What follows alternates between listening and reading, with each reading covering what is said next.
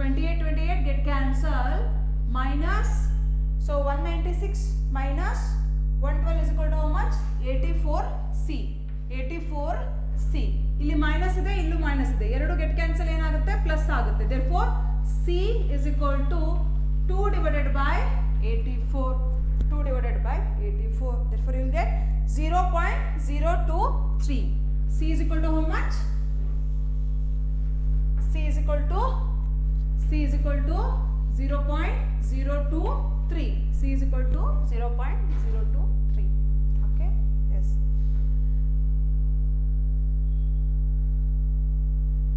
See, in my last example, whatever I have taken, like 60, sum of xy is equal to 60 and sum of x square y is equal to 80, I have taken, no? In that the values are different.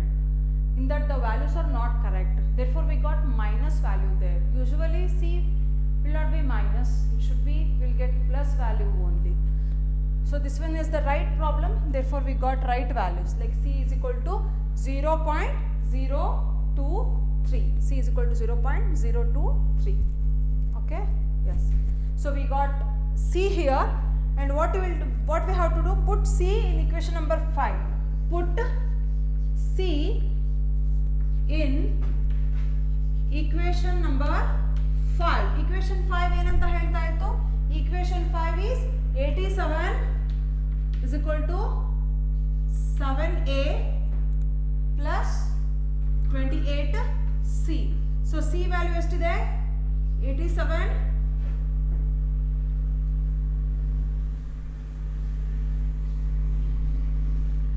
C value ಏನಿದೆ ನೋಡಿ? 87 plus 87 is equal to 7A plus 28. C is equal to 0.023. multiply ಮಾಡಿ ಹಾಕಿದ್ರೆ 7A 87 7A plus 28 into 0.023 is equal to 0.644. 0.644.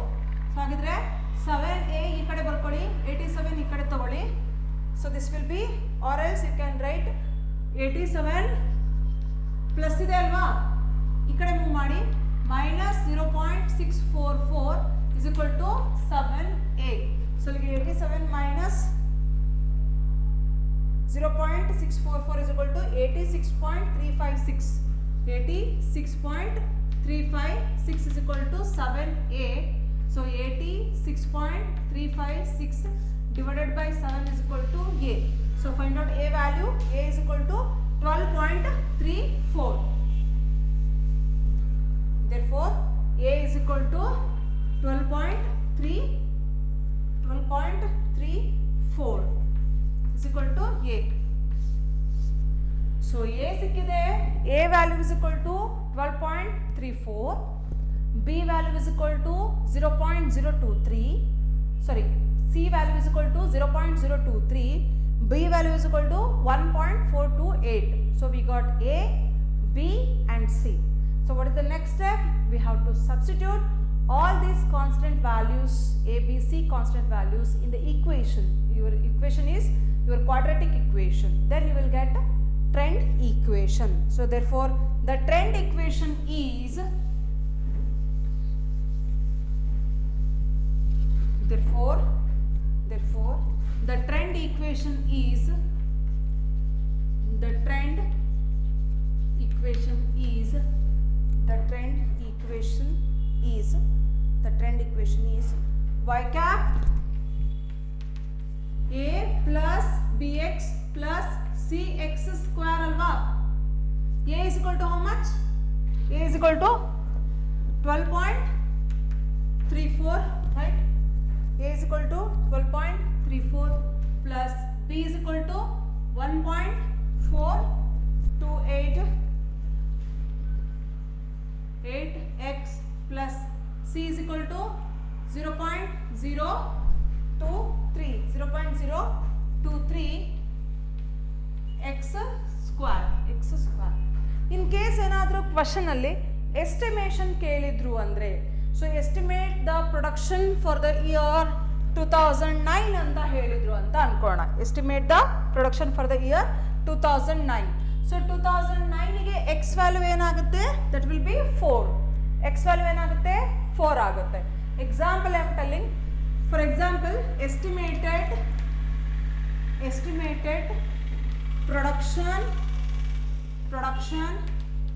for 2009 is, ನೋಡಿ ಹಾಗಿದ್ರೆ, so y is equal to 12.34 plus 1.428. x ಎಷ್ಟಿದೆ, x ಏನಾಗುತ್ತೆ ನೋಡಿ, 2009ಗೆ x ಏನಾಗುತ್ತೆ, x value will be 4. Therefore we have to consider it as 4 plus 0.023, 4 square. 4 square ಅಂದರೆ ಎಷ್ಟು, 16. So ಹಾಗಿದ್ರೆ ಇದೆಲ್ಲ ಕ್ಯಾಲ್ಕುಲೇಷನ್ ಮಾಡಿದರೆ ನಿಮಗೆ ಬರೋವಂಥದ್ದು ಏನಾಗಿರುತ್ತೆ, X value, sorry trend value for 2009 ಆಗುತ್ತೆ. Clear? Yes. So this is very easiest problem. Easily we can solve this, but the thing is you have to understand the concept. So once you understand the concept, easily we can solve the problem. Nothing difficult in this. Very simple problem. Very simple problem. So data ಕೊಟ್ಟಿರ್ತಾನೆ, x factor set ಮಾಡ್ಕೊಳ್ಳೋದು. x factor ಇಂದ x square, x cube, x4, xy, x square, y.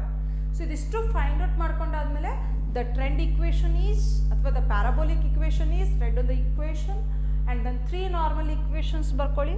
3 normal equations ನಾವೇನು ಬರ್ಕೊಂಡಿರ್ತೀವಿ, ಅದಕ್ಕೆ ಈ table ಇಂದ ಏನು ಮಾಡ್ತೀರಾ, ಎಲ್ಲ ವ್ಯಾಲ್ಯೂಸನ್ನು ಸಬ್ಸ್ಟಿಟ್ಯೂಟ್ ಮಾಡ್ತಾ ಹೋಗಿ. ಓಕೆ, ಸಬ್ಸ್ಟಿಟ್ಯೂಷನ್ ಆದಮೇಲೆ ಏನು ಮಾಡ್ತೀರಾ, ಎಲ್ಲ ವ್ಯಾಲ್ಯೂಸು ಸಬ್ಸ್ಟಿಟ್ಯೂಟ್ ಆದಮೇಲೆ ಏನು ಮಾಡ್ತೀರಾ, ಆ ಇಕ್ವೇಷನಲ್ಲಿ ಸಬ್ಸ್ಟಿಟ್ಯೂಟ್ ಮಾಡ್ತೀವಿ. ಕಾಲ್ ಇಟ್ ಇಕ್ವೇಷನ್ ನಂಬರ್ 5, 6, 7 ಅಂತ ಹೇಳಿ ನಂಬರ್ ಕೊಡ್ಕೊಳ್ಳಿ. ಸೊ ಅದಾದಮೇಲೆ ಈಕ್ವೇಷನ್ಸನ್ನು ಸಾಲ್ವ್ ಮಾಡ್ತಾ ಹೋಗೋದು. ಈಕ್ವೇಷನ್ ಸಾಲ್ವ್ ಮಾಡಿದಾಗ will get the constant B, constant A, constant C, ಈ ರೀತಿ ಎ ಬಿ ಸಿ ವ್ಯಾಲ್ಯೂ ಸಿಗುತ್ತೆ. ಆ ಎ ಬಿ ಸಿ ವ್ಯಾಲ್ಯೂನ ಮೇಲ್ಗಡೆ ಏನು ನಾವು ಟ್ರೆಂಡ್ ಇಕ್ವೇಷನ್ ಬರ್ಕೊಂಡಿರ್ತೀವಲ್ಲ, ಆ ಟ್ರೆಂಡ್ ಇಕ್ವೇಷನಲ್ಲಿ ಸಬ್ಸ್ಟಿಟ್ಯೂಟ್ ಮಾಡಿದರೆ ಅಲ್ಲಿಗೆ ನಮ್ಮ ಪ್ರಾಬ್ಲಮ್ ಸಾಲ್ವ್ ಆಯಿತು. Very easiest problem. Okay, yes. So in case ಏನಾದರೂ here we have odd years. When we have even years ಇದ್ದಾಗ ಏನು ಮಾಡ್ತೀರಾ, x factor ಅಲ್ಲಿ take at most middle 2 years. So middle 2 ಇಯರ್ಸನ್ನು ತಗೊಂಡಾಗ ಏನಾಗುತ್ತೆ, -1 + 1, -1 + 1, -3 -5, 3 5. ಸೊ ಈ ರೀತಿಯಾಗಿ ಫಾಲೋ ಆಗುತ್ತೆ. Same as it is. ಮತ್ತೆ ನೆಕ್ಸ್ಟ್ ಅದೇ same as it is, x square find out ಮಾಡ್ತೀರಾ, x cube, x to the power 4, xy, x square, 5. One problem ಮಾಡಿದ ತಕ್ಷಣ ಬರೋದಿಲ್ಲ. You have to solve many problems to become perfect. Okay, yes. ಹಾಗಿದ್ರೆ solve many problems on this. So this is of 10 marks question in time series. Time ಸೀರೀಸಲ್ಲಿ ಇರೋವಂಥ 10 marks question ಇದೊಂದು. ಆಮೇಲೆ ಇನ್ನೊಂದು ಯಾವುದು, exponential trend, linear, quadratic and exponential trend. These for 10 marks problems. 10 marksಗೆ ಬರೋ ಅಂಥದ್ದು. Don't neglect the concepts.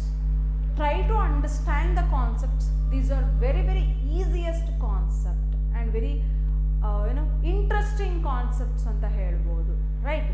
So very interesting. ಏನೂ ಇಲ್ಲ ಅದರಲ್ಲಿ, just addition, multiplication, subtraction, that's it. Already ನಾವು ಈಕ್ವೇಷನನ್ನು ಸಾಲ್ವ್ ಮಾಡುವಂಥದ್ದು ನೀವು ಏನೋ ಸ್ಟಡಿ ಮಾಡೇ ಬಂದಿದ್ದೀರ. SLC ಲೆವೆಲಲ್ಲಿ ನಾವೆಲ್ಲ ಅದನ್ನು ಸ್ಟಡಿ ಮಾಡೇ ಬಂದಿರ್ತೀವಿ, right? So these are very easiest problems. So ಹಾಗಿದ್ರೆ try to understand the concept. ಅರ್ಥ ಮಾಡ್ಕೊಳ್ಳಿ, ಓದಿ, ಚೆನ್ನಾಗಿ ಓದಿ, ಎಕ್ಸಾಮಿಗೆ ಚೆನ್ನಾಗಿ ಪ್ರಿಪೇರ್ ಆಗಿ. Okay, yes. ಹಾಗಿದ್ರೆ in our next class, so we will solve one more question on this. Like odd years ಆಗಿದೆ, ಸೊ ಹಾಗಿದ್ರೆ ಈವನ್ ಇಯರ್ಸ್ ಇದ್ರೆ ಯಾವ ರೀತಿ ಪ್ರಾಬ್ಲಮ್ ಸಾಲ್ವ್ ಮಾಡಬೇಕು ಅಂತ ಹೇಳಿ ನೆಕ್ಸ್ಟ್ ಕ್ಲಾಸಲ್ಲಿ ಎಕ್ಸ್ಪ್ಲೇನ್ ಮಾಡ್ತೀನಿ. ಸೊ ಹಾಗಿದ್ರೆ in my next class we'll solve one more problem on parabolic trend. So and then some little bit theory on exponential trend. Okay, yes. So till then, bye bye all of you.